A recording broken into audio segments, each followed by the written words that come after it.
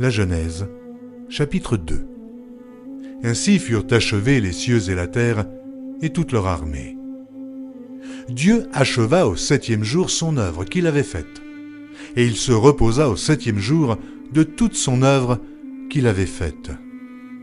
Dieu bénit le 7e jour, et il le sanctifia, parce qu'en ce jour, il se reposa de toute son œuvre qu'il avait créée en la faisant.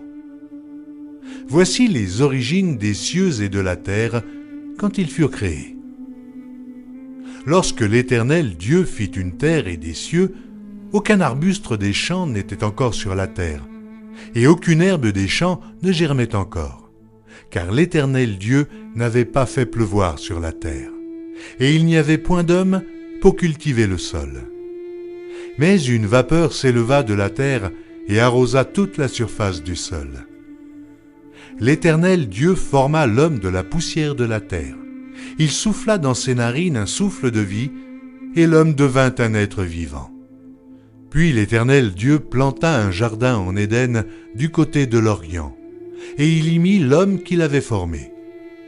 L'Éternel Dieu fit pousser du sol des arbres de toute espèce, agréables à voir et bons à manger, et l'arbre de la vie au milieu du jardin, et l'arbre de la connaissance du bien et du mal.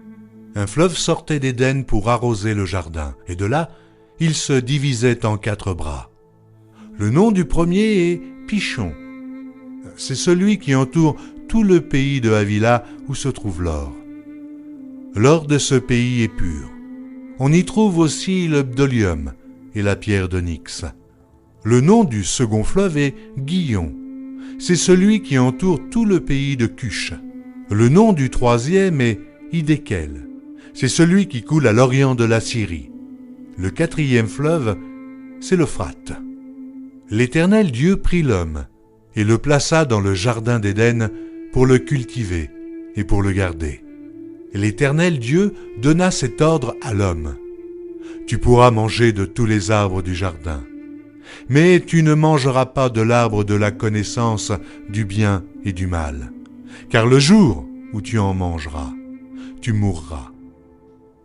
L'Éternel Dieu dit, « Il n'est pas bon que l'homme soit seul. Je lui ferai une aide semblable à lui. » L'Éternel Dieu forma de la terre tous les animaux des champs et tous les oiseaux du ciel, et il les fit venir vers l'homme pour voir comment il les appellerait, et afin que tout être vivant portât le nom que lui donnerait l'homme. Et l'homme donna des noms à tout le bétail, aux oiseaux du ciel et à tous les animaux des champs. Mais pour l'homme, il ne trouva point d'aide semblable à lui. Alors l'Éternel Dieu fit tomber un profond sommeil sur l'homme qui s'endormit. Il prit une de ses côtes et referma la chair à sa place.